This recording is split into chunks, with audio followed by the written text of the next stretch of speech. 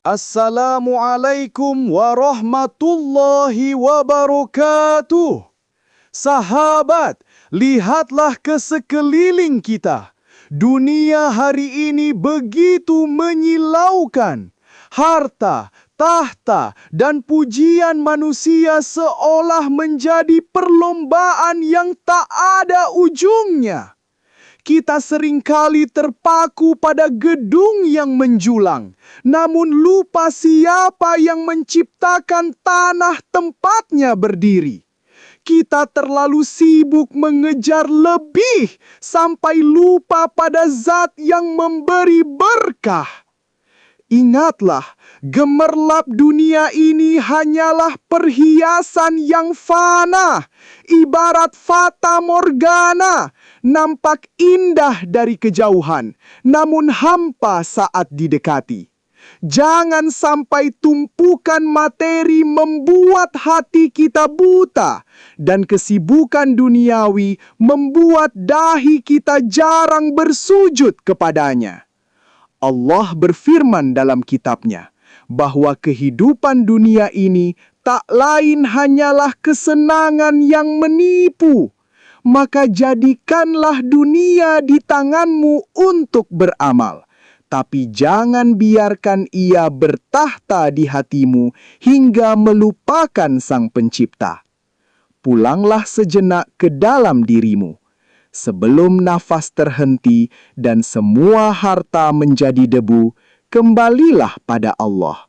Karena hanya dengan mengingatnya, hati akan menemukan ketenangan yang sejati. Mari kita dengarkan apa yang disampaikan oleh Mursyid At-Tamimi dan Ustadz Fauzi Ahmad. Assalamualaikum warahmatullahi wabarakatuh.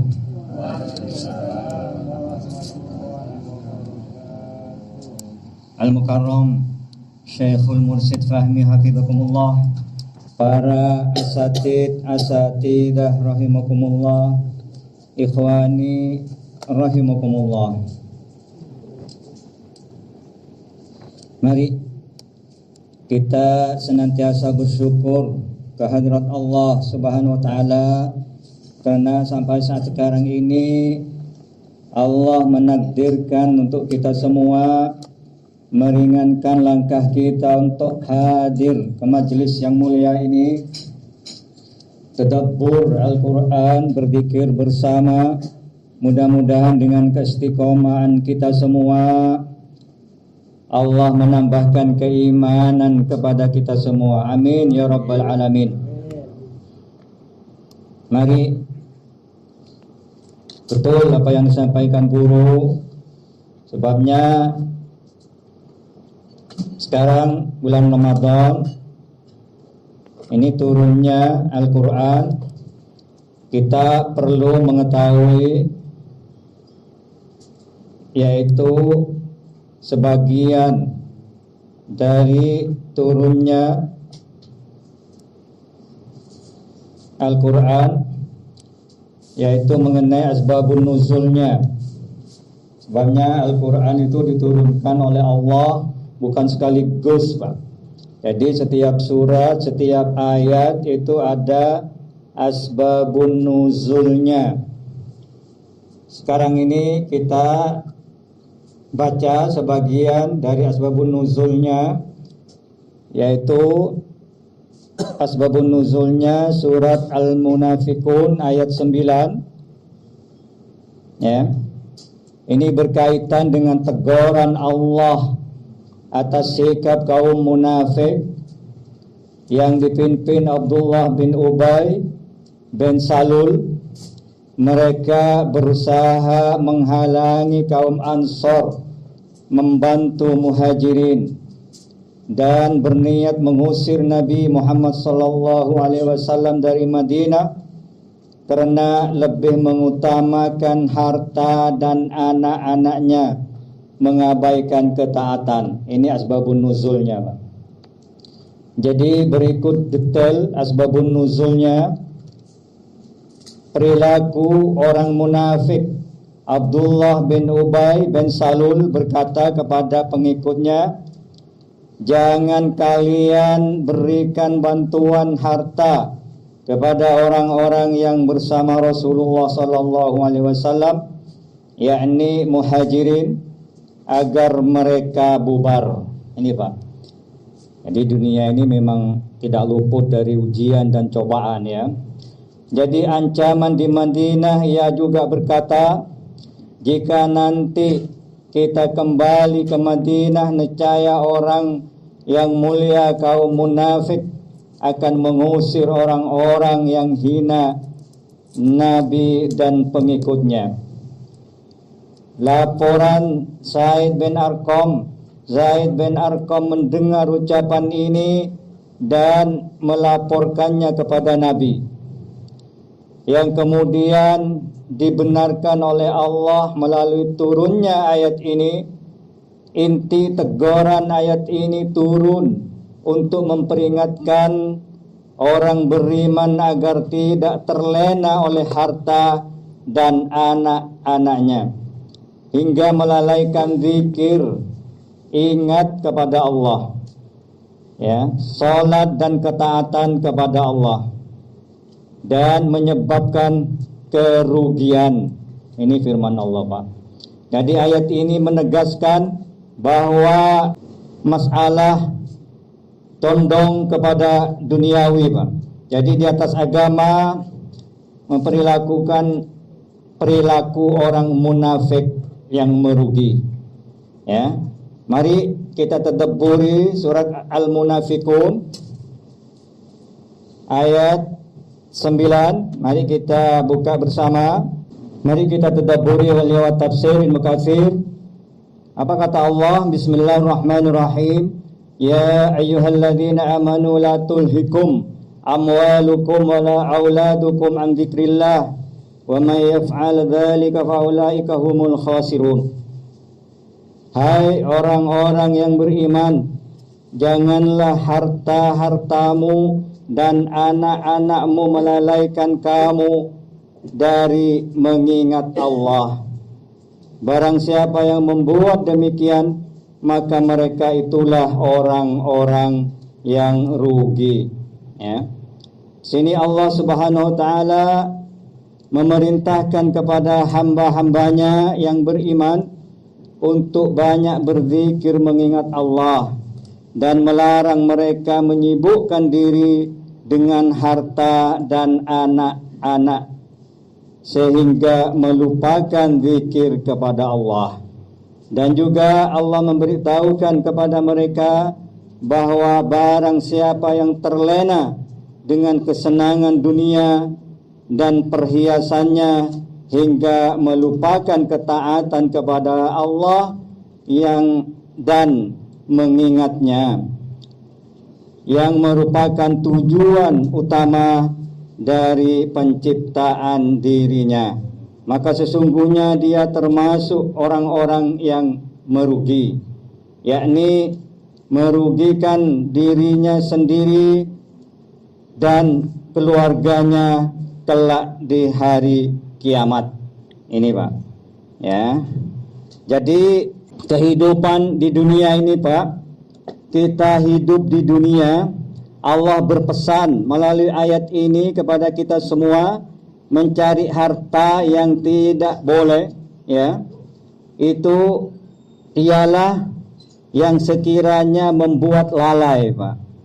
Yang sekiranya membuat lalai kepada Allah.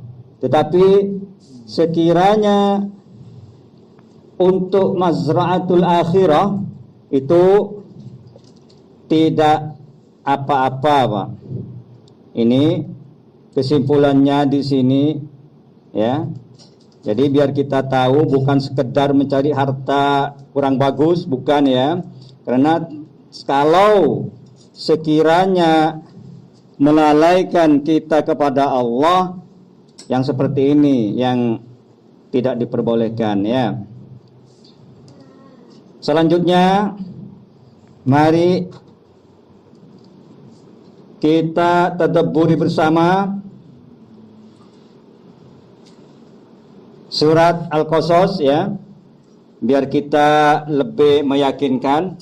Surat Al-Qasas ayat 60 dan ayat 61 ya. Mari di sini tadabburi bersama lewat tafsir Ibnu Katsir. Apa kata Allah? Bismillahirrahmanirrahim. Wa ma utitum min syai'in famata'ul hayatid dunya wa zinatuha.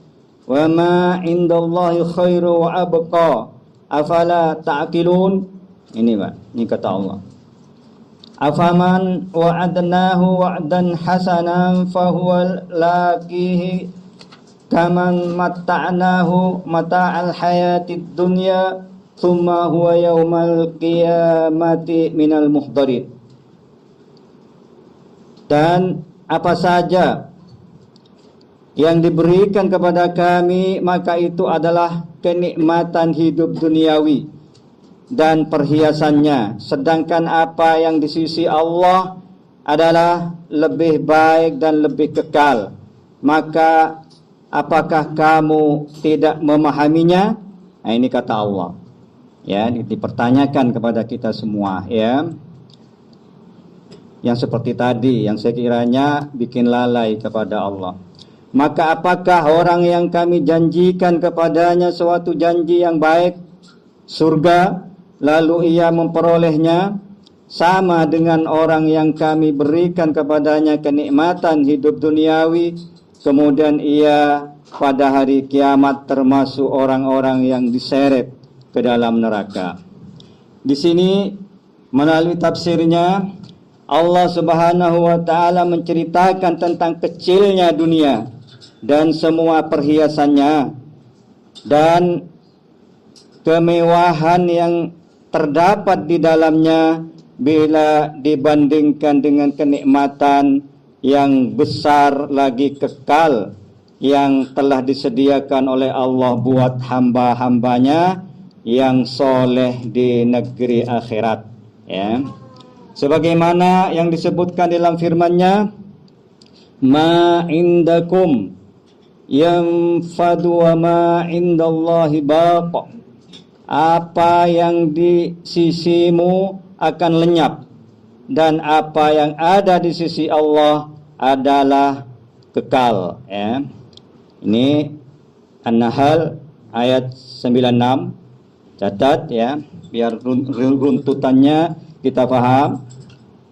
Selanjutnya wa ma indallahi khairul lil abrar, dan apa yang di sisi Allah adalah lebih baik bagi orang-orang yang berbakti. Al-Imran ayat 198 ya. Selanjutnya wa mal hayatud dunya fil akhirati illa mata'. Padahal kehidupan dunia itu dibandingkan dengan kehidupan akhirat hanyalah kesenangan yang sedikit. Ini Pak kata Allah. Jadi Ar-Ra'd ayat 26 ya. Catat biar berurutannya mudah kita pahami. Dan firman Allah Subhanahu wa taala, bal tu'thirunal hayatad dunya wal akhiratu khairu wa abqa. Tetapi kamu orang-orang kafir memilih kehidupan duniawi, sedangkan kehidupan akhirat adalah lebih baik dan lebih kekal ya. Al-A'la ayat 16 sampai 17. Rasulullah sallallahu alaihi wasallam telah bersabda, wallahi mad dunya fil akhirah illa kama yaghmishu ahadukum isba'ahu fil yammi falyandur mada yarji'u ilaih. Demi Allah, ini kata Nabi Pak, demi Allah tiadalah kehidupan di dunia ini dibandingkan dengan kehidupan di akhirat, melainkan sebagaimana seseorang dari kalian mencelupkan jari telunjuknya ke laut, maka hendaklah ia perhatikan apakah yang ia peroleh darinya. Nah ini Pak, jadi kehidupan dunia ini bandingkan akhirat sedikit maksudnya, cuman seperti air yang nempel di telunjuk gitu Pak. Ini kata Nabi. Jadi kadang-kadang kita ditipu oleh setan, mengejar dunia sampai meninggalkan akhirat. Ini Pak. Jadi adapun firman Allah Subhanahu wa taala, afalat ya'qilun, ya. Apakah kamu tidak memahaminya? Ini kata Allah. Al-Qasas 60. Yakni, tidakkah orang yang mendahulukan kepentingan dunia dengan meninggalkan kepentingan akhirat menggunakan akalnya? Nah ini Pak. Jadi firman Allah Subhanahu wa taala, afaman wa'adnahu wa'dan hasana fahuwa laqihi kaman matta'nahu mata'al hayatid dunya thumma huwa yaumal qiyamati minal muhdarin. Maka apakah orang yang kami janjikan kepadanya suatu janji yang baik, yakni surga, lalu ia memperolehnya sama dengan orang yang kami berikan kepadanya kenikmatan hidup duniawi, kemudian ia pada hari kiamat termasuk orang-orang yang diseret ke dalam neraka. Nah ini Al-Qasas 61 ya. Maksudnya, apakah orang yang beriman lagi membenarkan apa yang telah dijanjikan oleh Allah berupa pahala yang pasti diperolehnya sebagai imbalan atas amal-amal soleh yang dikerjakannya, sama dengan orang kafir lagi mendustakan hari pertemuan dengan Allah serta mendustakan janji dan ancamannya, dan yang diperolehnya hanyalah kenikmatan hidup di dunia yang sangat sebentar. Selanjutnya firman Allah, tsumma huwa yaumal qiyamati minal muhdarin. Kemudian dia pada hari kiamat termasuk orang-orang yang diseret ke dalam neraka. Ya. Al-Mujahid Al-Qatadah mengatakan bahwa makna muhdarin ialah orang-orang yang diadab. Kemudian ada pula yang mengatakan bahwa sesungguhnya ayat ini diturunkan berkenaan dengan perbandingan antara Rasulullah Sallallahu Alaihi Wasallam dan Abu Jahal. Ini Pak, ini perbandingannya Pak ya. Jadi menurut pendapat yang lainnya lagi antara Hamzah dan Ali ya, di suatu pihak, dan di pihak lain Abu Jahal. Ini Pak perbandingannya Pak ya. Jadi kedua riwayat ini diketengahkan oleh Mujahid. Makna lahiriah ayat menunjukkan pengertian umum. Perihalnya sama dengan firman Allah Subhanahu wa taala saat menceritakan perihal orang mukmin yang masuk surga saat ia melihat temannya yang berada di dasar neraka, sedangkan dia berada di tingkatan yang tinggi di surga. Lalu orang mukmin itu mengatakan sebagaimana yang tersitir oleh firman-Nya, walaula ni'matu rabbi lakuntu minal muhdarin. Jikalau tidaklah karena nikmat Tuhanku, pastilah aku termasuk orang-orang yang diseret ke neraka. Dan firman Allah Subhanahu wa taala, walaqad alimatil jinnatu innahum lamuhdarun. Dan sesungguhnya jin mengetahui bahwa mereka benar-benar akan diseret ke neraka. Ini Pak. Jadi mari kita semua supaya clear ya, kurang sebentar ini sedikit ditambahkan di kitab hikam supaya betul-betul kita paham sifat dunia ini. Ini di sini Allah menciptakan dunia ini Pak sesuai dengan surat Al-Mulk ayat 2, alladzi khalaqal mauta wal hayata liyabluwakum ayyukum ahsanu amala ya. Di sini sifatnya dunia Pak. Di sini menurut Kiai Musannif yang mengarang kitab hikam ini sifatnya dunia. Apa kata Kiai Musannif? Bismillahirrahmanirrahim. La tastaghrib uku al-aqdar ma dumta fi hadhihi dar fa innaha ma abrazat illa ma huwa mustahiq wasfiha wa wajibu na'tiha. Ini Pak, ya, kita biar clear, biar kita tidak mabuk masalah harta, ya, biar jadi qanaah, karena Allah mudah-mudahan beri kefahaman tentang tambahan ilmu tentang sifat dunia, ya.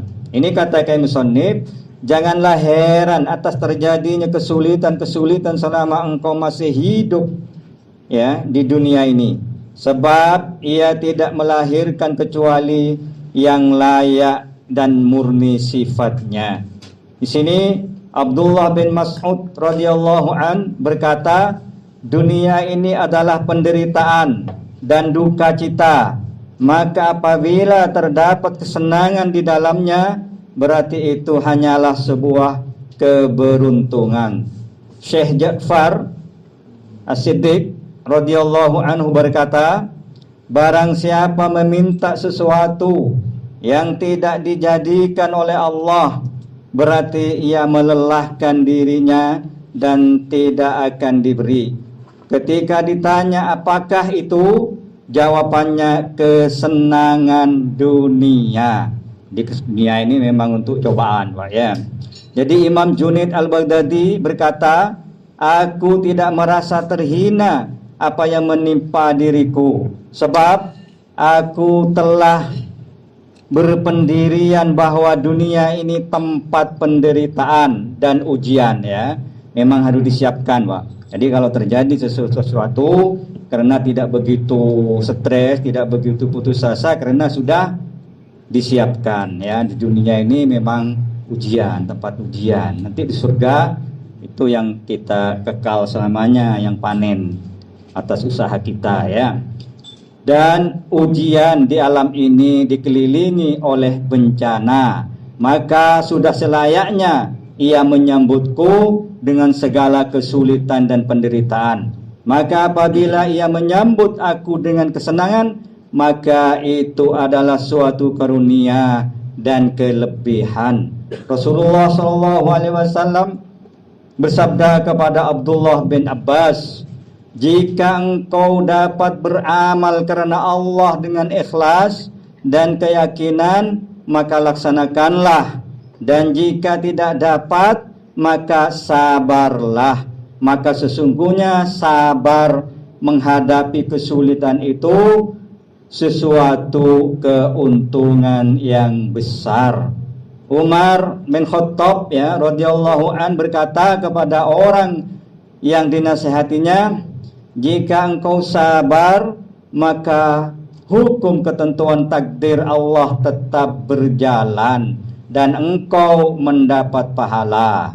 Dan apabila engkau tidak sabar, tetap berlaku ketentuan Allah, sedangkan engkau berdosa, maka apapun yang menimpamu, tetaplah berserah diri kepada Allah dengan penuh kesabaran. Sebabnya ketentuan Allah pasti akan terjadi. Ini, Pak.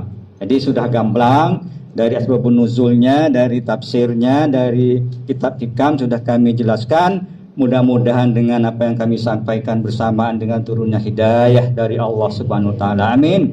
Ya Rabbal alamin. Dan selanjutnya mari guru kita untuk memantapkan, menjelaskan tentang ini.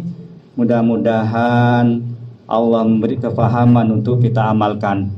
Dan dari kami kalau ada salah, kami mohon maaf yang sebesar-besarnya. Hadanallah wal afwa minkum. Assalamualaikum warahmatullahi wabarakatuh.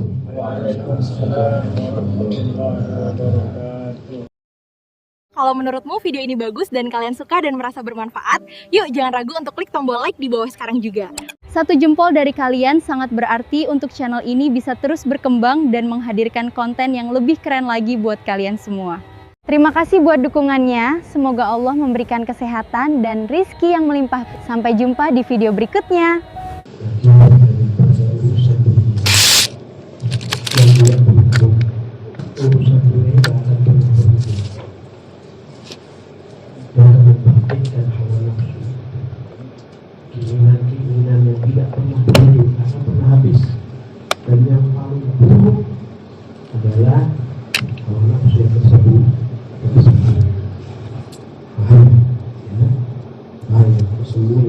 akhirah kepada dunia, kepada makhluk tersembunyi. Itu tersembunyi di luar kita ini beribadah, ini taat, tapi di dalamnya itu terus menggerogoti karena tindakan udah capek untuk melaksanakan perbuatan yang baik, capek untuk menjadi orang yang tersembunyi, capek untuk memperbaiki diri. Ya, hawa nafsu tersembunyi. Ya, jadi pada suatu saat dia bisa meledak. Ini itu ya. Dunia ini lahir terlaknat, maka hanya yang istighfar, hanya yang mohon ampun kepada Allah, hanya berpikir kepada Allah yang selamat. Dan kenapa sebenarnya diminta istiqomah? Kenapa? Apakah hadis-hadis segala macam? Kenapa? Mempersiapkan. Kita keluar ini tidak siap. Jangan sampai kamu di sini kamu keluar tidak siap. Kalau di sini keluar kamu siap, apa harus kamu lakukan di luar sana? Sudah kamu jalani di sini. Pemahaman itu terus sistematika pemahaman ini sangat bagus ya, sudah sangat bagus. Pemahaman ini sudah tertata rapi oleh guru, sekarang nggak pernah lewat dengan loncat-loncat. Sudah bagus kan. Nah, maka pertahankan itu istiqomahnya, siapkan saat kamu nanti berkumpul dengan orang-orang di luar sana. Karena yang paling bahaya itu kalau kita sembunyi karena mamalah itu dengan orang-orang yang al-budul, dia membuat kita takut. Allah berikan berkah bahwa Amin, amin, amin, amin. Amin. Alamin. Alamin.